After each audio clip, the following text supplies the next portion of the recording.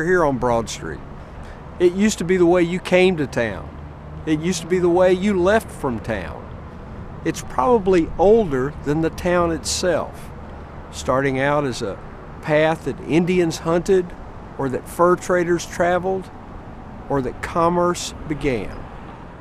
We're not really sure who named it, although the name should have been obvious. It was a really, really wide street. At one point, 300 feet. That's not an avenue, that's a football field. You know, we used to claim it was the widest in America, but somebody found out Canal Street in New Orleans beat us by a couple of inches. It was once the dominant part of the region, with stores and trading places. When you came to Broad Street, you came to town. People traveled from miles around on horseback or on ox carts to visit the traders.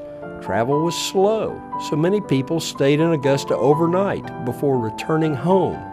Broad Street was so wide, it could put its biggest market, the old market, in the middle of the street, and there was still room. By 1890, Broad Street was lined with trees and telegraph posts and electric lights. Fountains and monuments stood at various intersections, and stores lined the streets. Store owners generally lived in the rooms above their stores. That meant they could go outside on the balconies and look down on the passing parade of people and vehicles. Watching traffic wasn't the only thing. Our big Broad Street served as a carnival ground during Merrymakers Week in the early 1900s. During the First World War, soldiers were always parading up and down the Broad Street. When Charles Lindbergh flew the Spirit of St. Louis to Paris in the 1920s, thousands of Augustans celebrated his nonstop flight over the Atlantic by lining Broad Street and watching a stunt pilot fly overhead while a local waitress dangled from his aircraft. Broad Street was the scene of almost every holiday parade, particularly the Christmas parade each December. In the 1950s, it was called the heartbeat of Augusta. In fact, the Chronicle wrote, "If Broad Street does well, our city looks bright." That picture changed.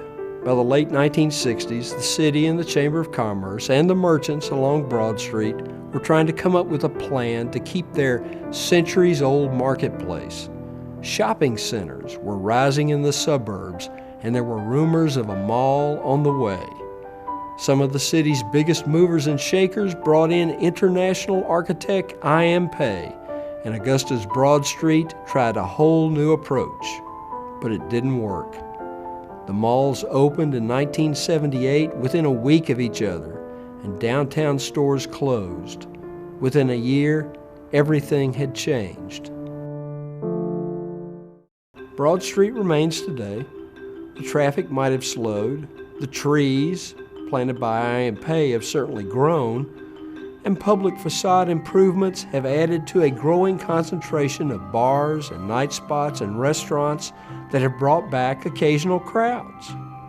Unlike many cities in America, Augusta doesn't have a main street, but it does have a Broad Street. It's always been a part of our town, a good part.